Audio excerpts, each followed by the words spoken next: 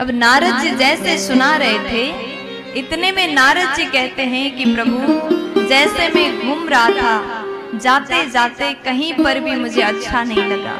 बड़े बड़े तीर्थों में गया, कहीं पर भी शांति नहीं मिली। और जैसे हम गए वृंदावन में, ब्रज में पहुंचने के बाद में एक आश्चर्य मुझे दिखाई दिया। एक आश्चर्य दृश्य मैंने देखा। एक सुंदर नारी बीच में बैठ करके रो रही है और उसके बगल में दो वृद्ध पुरुष मूर्छित अवस्था में लेटे हैं। वो सुंदर नारी रोती जा रही है। मेरे मन में ये भाव आया कि जाकर के जरा पूछ लूं क्या बात है। नारद जी जैसे पूछने के लिए आगे बढ़ते हैं तो उनके मन में ये भाव आता है कि अगर मैं जाकर के पूछूं तो नारी के बीच में जाना पुरुष को शोभा नहीं देता। ये सोच करके नारद जी पलट रहे थे, वापस जा रहे थे। इतने में हुआ क्या, उस सुंदर नारी ने आवाज लगाई। नारी ने आवाज लगाया कि प्रभु एक पल के लिए आप रुक जाइए। हे साधु, एक पल के लिए आप रुक जाइए, क्योंकि मैंने सुना है साधु संतों का एक पल का भी अगर संग मिल जाए तो जीवन बदल जाता है, जीवन सुधर जाता है। इसलिए प्रभु मेरी निवेदन को स्वीकार करके एक पल आप रुक जाइए। आप अपने वाणी से मुझे कुछ उपदेश करिएगा। जैसे भक्ति मैया ने नारद जी से प्रार्थना किया, नारद जी महाराज रुक जाते हैं। उन्होंने सवाल किया, देवी आप कौन हैं? हे देवी आप कौन हैं? और काच इमा, ये भक्ति मैया के बगल में सुंदर सुंदर नारियां बैठी। नारद जी ने पूछा ये कौन है? और देवी आप अपने दुख का कारण मुझे सविस्तार सुनाइए, बिना झिझक के आप मुझे बता सकती हैं। जैसे भक्ति मैया को कहा तब भक्ति मैया कहती है कि प्रभु, आज देवी भक्ति कहती हैं कि प्रभु मेरा नाम है भक्ति। सब कोई मुझे भक्ति कहकर के जानते हैं, मैं भक्ति हूँ। और जितने भी ये सुंदर सुंदर नारियां आप देख रहे हैं ना, ये साक्षात गंगादी देवियां मूर्तिमान रूप में यहाँ पर बैठी मेरी सेवा कर रही हैं। और दो पुरुष को आप देख रहे हैं मूर्छित अवस्था में, ये दो पुरुष मेरे पुत्र हैं। ये वृद्ध हैं, बड़ा आश्चर्यजनक दृश्य है। बच्चे होकर के वृद्ध हैं और मैं माँ होकर के जवान हूं। इन दोनों का नाम है ज्ञान और बैराग। नारद जी आप पधारे हैं, आप तो संत हैं। मैंने सुना है संत के पास में हर चीज का समाधान होता है, इसलिए आप मेरे ऊपर कृपा करिए प्रभु। मैं जिस समस्या में हूँ आप इस समस्या से मुझे बाहर निकालिए। फिर भक्ति मैया कहती मेरा जन्म हुआ दक्षिण भारत में। आज भक्ति मैया बोली कि दक्षिण भारत में मेरा जन्म हुआ और उसके बाद में कर्नाटक में बड़ी हुई, कभी कभी महाराष्ट्र में गई, महाराष्ट्र में रही हूँ। और जैसे गुजरात पहुंची मैं वृद्धा हो गई, ये शरीर वृद्ध हुआ। और उसके बाद प्रभु हम जैसे वापस ब्रज में आए, वापस वृंदावन में आते ही ब्रज धाम की महिमा के कारण हम पुनः जवान सुंदरी हो गए। नारद जी कहते देवी ये धाम की महिमा है, ब्रज में आज भी भक्ति का वास है। आप वृंदावन जाकर के देखिएगा, आज भी भक्ति मैया वृंदावन में नृत्य करती है। जैसे हम वापस वृंदावन आए, हम तो पहले की तरह सुंदर हो गए, जवान हो गए। नारद जी कहते हैं धन्य है ब्रजधाम। देवी आप जैसे वृंदावन आई, वृंदावन में आते ही जवान हो गई, इसका अर्थ समझ रही हो? नारद जी बोले कि इस धाम में भक्ति का सर्वथा सम्मान होता है। आज भी वृंदावन में भक्ति जवान है, धन्य है ब्रजधाम। जहां पर साक्षात श्री हरि लीला करते हैं, आज भी भगवान वहां पर निवास करते हैं। वृंदावनस्य संयोगात् पुनस्त्वं तरुणी नवा।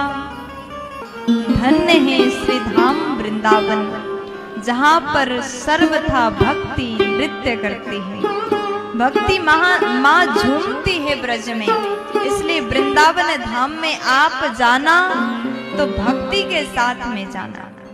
अगर आप ब्रज में ज्ञानी बन के जाओगे, वैरागी बन के जाओगे, तो वहां पर कोई आपको पूछने वाला नहीं है।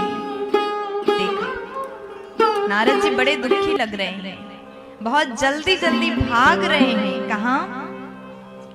नारद जी को जैसे देखा उनका चेहरा अत्यंत उदास है। मुनियों ने पूछा, चार कुमार ने पूछा, कथम ब्रह्मन् दीनमुखा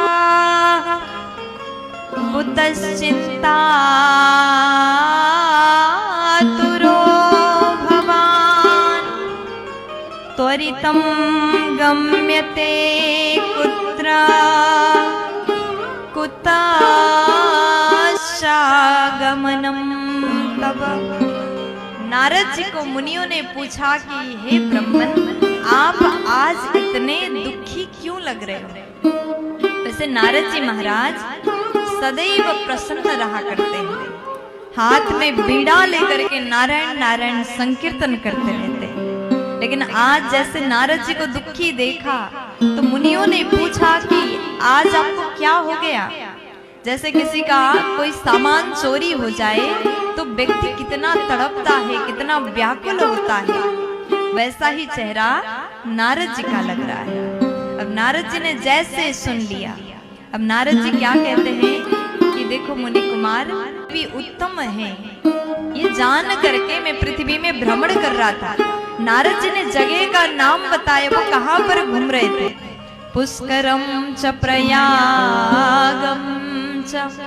नारद जी बोले पृथ्वी में भी हम भ्रमण कर रहे थे, भारतवर्ष में।